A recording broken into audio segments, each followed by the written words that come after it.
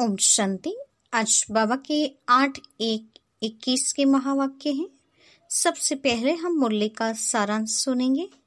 आज विशेष बाबा ने हम बच्चों को यही स्मृति दिलाई है कि तुम मेरे ब्राह्मण बच्चे ही भविष्य के देवता बनने वाले हो। तो उस देवताई पद पाने के लिए अभी ब्राह्मण जीवन में भगवान से मिल रही इस श्रेष्ठ श्रीमत पर कदम कदम चलना चाहिए। साथ ही बाबा ने कन्याओं के लिए कहा कि कन्याओं का अभी न्यू ब्लड है, तो उन्हें हम जिन्स को उठाना चाहिए। ये नशा उन्हें कायम रहना चाहिए तथा भाषण करने में भी बड़ी मस्ती होनी चाहिए। साथ ही बाबा ने हम बच्चों को बताया कि अभी घोर अंधियारी रात पूरी हो रही है। बाप हमारे सिर पर ताज रख रहे हैं। अभी जन्म जन्मांतर डबल सिरताज बने रहेंगे, तो इसके लिए पूरा पुरुषार्थ करना चाहिए। भक्ति मार्ग में बाबा ने कहा, नारायण का चित्र ब्रह्मा बाबा पॉकेट में रखते थे, वैसे तुम बच्चे भी देवी देवता बनने वाले हो, तो अपना एक राजाई का फोटो भी अपने साथ रखना चाहिए, ताकि याद रहे कि हम यह बनने वाले हैं। तो डबल सिरताज वाला फोटो अपने पास जरूर होना चाहिए। बाबा ने कहा कि विकार में गिरने वाले मनुष्य को फिर शर्म आनी चाहिए कि हम लक्ष्मी को वरने लायक बने हैं। अपनी शकल कैसी है वो देखना चाहिए। बाप अभी श्रेष्ठाचारी दुनिया बनाने के लिए आए हैं। तो गीता में भी लिखा हुआ है कि भगवान को ही साधु संतों आदि सबका उद्धार करने आना होता है। तो अभी सब मनुष्य पत्थर बुद्धि बन गए हैं, उनको पारस बुद्धि बनाने बाप आए हैं। जब बाबा ने कहा पता चल जाएगा कि गीता का भगवान शिव है, तो हाहाकार मच जाएगा, लेकिन इस बात में अभी देरी है। नहीं तो बाबा ने कहा सब साधु संतों के अड्डे हिलने लगेंगे। लड़ाई जब होगी तब सब पता चलने लगेगा। पतित पावन सदगति दाता एक ही बाप हैं।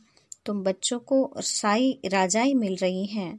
अभी लक्ष्मी नारायण बनेंगे तो किसकी तकदीर में नहीं होगा। तो बाबा ने कहा पुरुषार्थ कराते हुए भी पुरुषार्थ पूरा कर नहीं सकेंगे, तो पूरी भाग्य पर भी बात रहती है।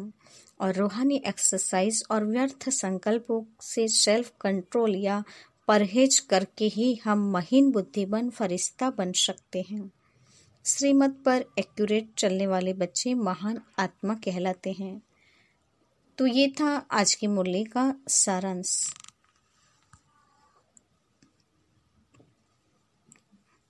अब हम मुरली की शुरुआत करते हैं। मीठे बच्चे, तुम्हें नशा रहना चाहिए कि हम ब्राह्मण सो देवता बनते हैं। हम ब्राह्मणों को ही बाप की श्रेष्ठ मत मिलते हैं।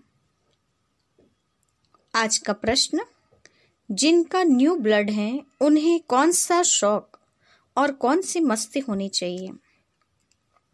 जिनका न्यू ब्लड है उन्हें कौन सा नशा और कौन सी मस्ती होनी चाहिए? उत्तर है, ये दुनिया जो पुरानी आयरन एज बन गई है, उससे नई गोल्डन एज बनाने का, पुराने से नया बनाने का शौक होना चाहिए। कन्याओं का न्यू ब्लड है तो अपने हमजिन्स को उठाना चाहिए, नशा कायम रखना चाहिए, भाषण करने में बड़ी मस्ती होनी चाहिए। गीत है, रात की राही थक मत जाना, सुबह की मंजिल दूर नहीं। ओम शांति। बच्चों ने इस गीत का अर्थ तो समझा। अभी भक्ति मार्ग की घोर अंधियारी रात पूरी हो रही है। बच्चे समझते हैं हमारे ऊपर अब ताज आने वाला है। यहाँ बैठे हैं, एम ऑब्जेक्ट हैं मनुष्य से देवता बनने की। जिसे सन्यासी समझाते हैं तुम अपने को भैंस समझो तो वह रूप हो जाएंगे। वह है भक्ति मार्ग के दृष्टांत।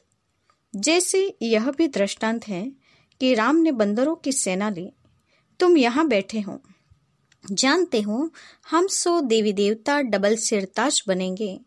जैसे स्कूल में पढ़ते हैं तो कहते हैं मैं यह पढ़कर डॉक्टर बन जाऊंगा, इंजीनियर बन जाऊंगा। तुम समझते हो इस पढ़ाई से हम सो देवी देवता बन रहे हैं। यह शरीर छोड़ेंगे और हमारे सिर पर ताज होगा। यह तो बहुत गंदी छीछी दुनिया है ना। नई दुनिया है, फर्स्ट क्लास दुनिया। पुरानी दुनिया है, बिल्कुल थर्ड क्लास दुनिया। यह तो खलास होने की है। नई विश्व का मालिक बनाने वाला जरूर विश्व का रचयिता ही होगा, दूसरा कोई पढ़ा न सके। शिव बाबा ही तुमको पढ़ाकर सिखलाते हैं। बाप ने समझाया है, आत्म अभिमानी पूरा बन जाए तो बाकी और क्या चाहिए। तुम ब्राह्मण तो हो ही, तुम जानते हो हम देवता बन रहे हैं। देवताएं कितने पवित्र थे, यहाँ कितने पतित मनुष्य हैं। सकल भल मनुष्य की हैं, परंतु सीरत देखो कैसी है। जो देवताओं के पुजारी हैं वो खुद भी उन्हों के आगे महिमा गाते हैं। आप सर्वगुण संपन्न, 16 कला संपूर्ण, संपूर्ण निर्विकारी, हम विकारी पापी हैं। सूरत तो उन्हों की भी मनुष्यों की ही है, परंतु उनके पास जाकर महिमा गाते हैं। अपने को गंदे विकारी कहते हैं, हमारे में कोई गुण नहीं कहते हैं। तो मनुष्य माना मनुष्य।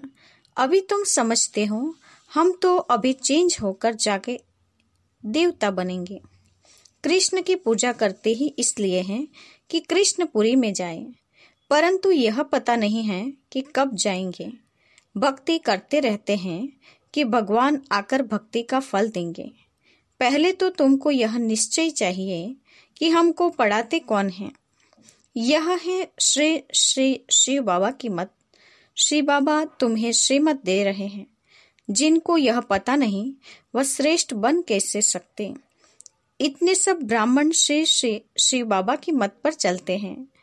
परमात्मा की मत ही श्रेष्ठ बनाती है। जिनकी तकदीर में होगा उनकी बुद्धि में बैठेगा, नहीं तो कुछ भी समझेंगे नहीं। जब समझेंगे तब खुश हो मदद करने लग पड़ेंगे।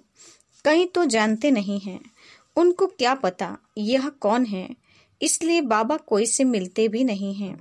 वह तो और ही अपनी मत निकालेंगे। श्रीमत को न जानने के कारण उनको भी अपनी मत देने लग पड़ते हैं। अब बाप आए ही हैं तुम बच्चों को श्रेष्ठ बनाने के लिए। बच्चे जानते हैं 5000 वर्ष पहले मुआफिक बाबा आपसे आकर मिले थे। जिन्होंने पता नहीं ऐसे रेस्पॉन्ड दे नहीं सकते। बच्चों को पढ़ाई का बहुत नशा रहना चाहिए। यह बड़ी ऊंची पढ़ाई है, परंतु माया बड़ी अगेंस्ट है। तुम जानते हो हम वह पढ़ाई पढ़ते हैं जिससे हमारे सिर पर डबल सिरताज आना है। भविष्य जन्म जन्मांतर डबल सिरताज बनेंगे, तो इसके लिए फिर ऐसा पूरा पुरुषार्थ करना चाहिए ना। इसको कहा जाता है राजयोग। कितना वंडर है। बाबा हमेशा समझाते हैं, लक्ष्मी नारायण के मंदिर में जाओ। पुजारियों को भी तुम समझा सकते हो। पुजारी भी किसको बैठ समझाएं कि इन लक्ष्मी नारायण को भी यह पद कैसे मिला, यह विश्व का मालिक कैसे बने। ऐसे ऐसे बैठ सुनाएं तो पुजारी का भी मान हो जाए। तुम कह सकते हो हम आपको समझाते हैं इन लक्ष्मी नारायण को यह राज्य कैसे मिला। गीता में भी भगवानुवाच है ना, मैं तुमको राजयोग सिखाकर राजाओं का राजा बनाता हूँ। स्वर्गवासी तो तुम बनते हो ना। तो बच्चों को कितना नशा रहना चाहिए कि हम यह बनते हैं। बल अपना चित्र और राजाई का चित्र भी यहाँ साथ में निकालो। नीचे तुम्हारा चित्र, ऊपर राजाई का चित्र हो। इसमें खर्चा तो नहीं है ना। राजाई पोशाक तो झट बन सकती है, तो घड़ी घड़ी याद रहेगा हम शो देवता बन रहे हैं। ऊपर में भल शिव बाबा भी हो, यह भी चित्र निकालने होंगे, तो मनुष्य से देवता बनते हो। यह शरीर छोड़ हम जाए देवता बनेंगे, क्योंकि अभी हम यह राजयोग सीख रहे हैं, तो यह फोटो की मदद करेंगे। ऊपर में शिव, फिर राजाई का चित्र, नीचे तुम्हारा साधारण चित्र।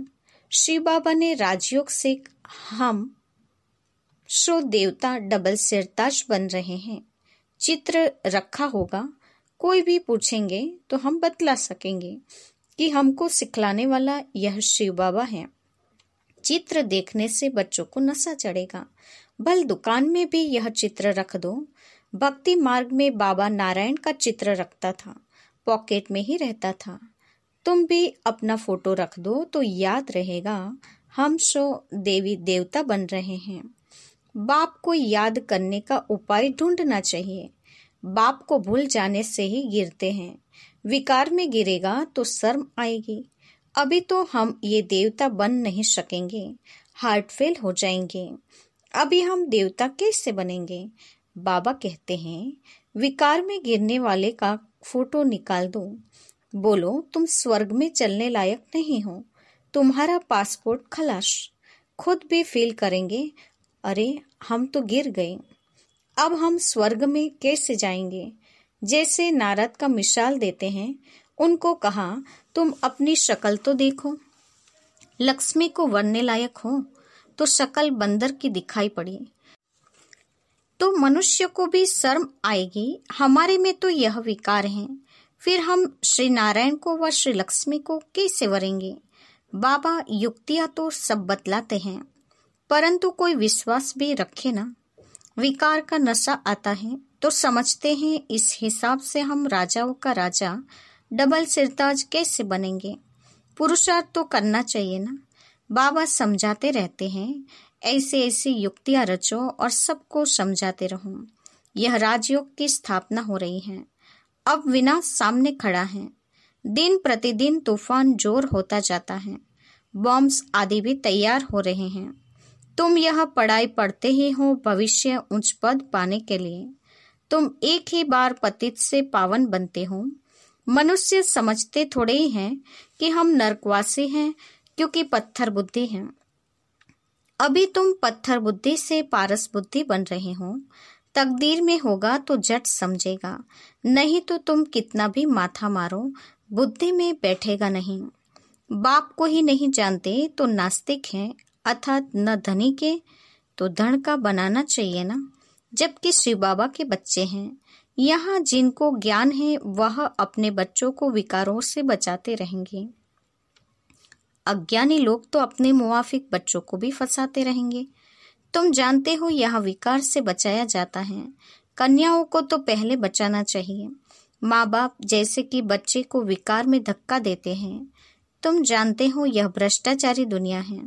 श्रेष्ठाचारी दुनिया चाहते हैं। भगवान वाच, मैं जब आता हूँ श्रेष्ठाचारी बनाने के लिए तो सब भ्रष्टाचारी हैं। मैं सबका उद्धार करता हूँ। गीता में भी लिखा हुआ है, भगवान को ही साधु संतों आदि सबका उद्धार करने आना है। एक ही भगवान बाप आकर सबका उद्धार करते हैं। अभी तुम वंडर खाते हो, मनुष्य कितने पत्थर बुद्धि हो जाते हैं। इस समय अगर मालूम हो बड़ों बड़ों को कि गीता का भगवान शिव है तो पता नहीं क्या हो जाए, हाहाकार मच जाए। परंतु अभी इसमें देरी है, नहीं तो सबके अड्डे एकदम हिलने लग जाए। बहुतों के तख्त हिलते हैं ना। लड़ाई जब होती है तो पता पड़ता है इनका तख्त हिलने लगा है, अभी गिर पड़ेंगे। अभी यह हिले तो बहुत हलचल मच जाए, आगे चल होने का है। पतित पावन सर्व का सदगति दाता खुद कहते हैं, बरोबर ब्रह्मा तन से स्थापना कर रहे हैं। सर्व की सदगति अर्थात उद्धार कर रहे हैं। भगवान वाच, यह पतित दुनिया है, इन सब का उद्धार मुझे करना है। अभी सब पतित हैं।